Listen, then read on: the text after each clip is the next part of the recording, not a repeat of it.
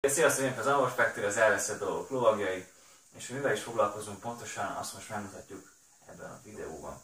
Na szóval, itt ez a diavetítő, és szegényke az évek alatt tönkrement a hőhatásoktól, és megolvadt egy igen fontos alkatrésze, ami mozgatja a diákat.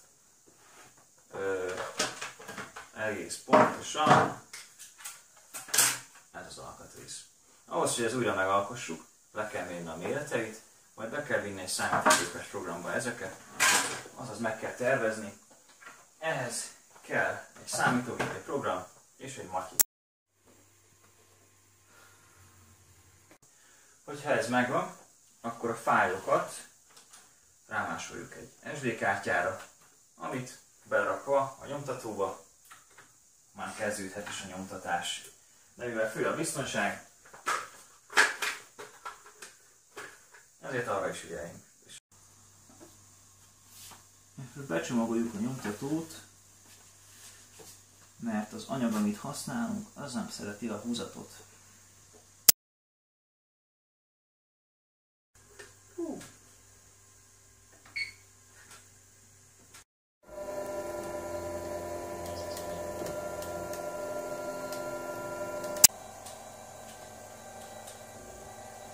És dolgozik a gép, mert a gép és gép plusz 6.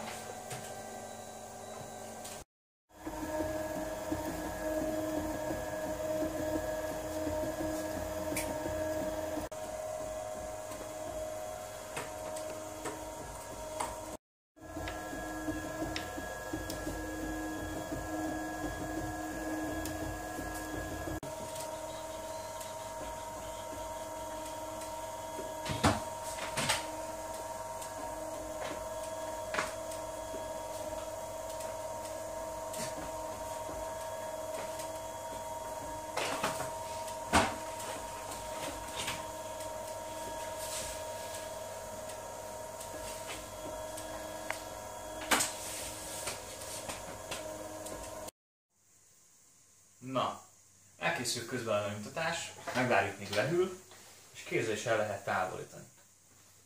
Milyen lett? A másikhoz képest itt a hibát lehet majd látni. És akkor szereljük is össze. Most már nem kell a védőszemüveg.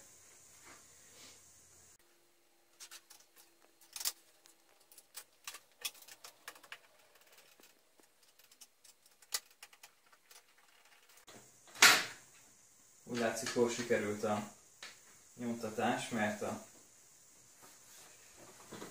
furatok egy vonalba esnek. És már mindjárt kész is van. Utolsó csavar.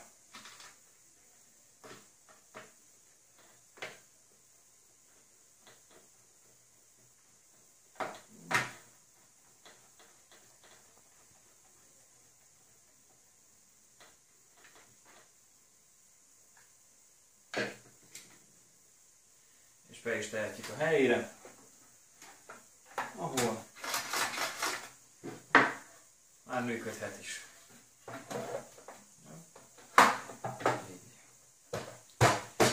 Kész. És az eltelt 20 év után újra lehet nézni a diákat. Ha tetszett a videónk, lájkoljátok, kövessetek minket a YouTube-on és a Facebookon is. Sziasztok!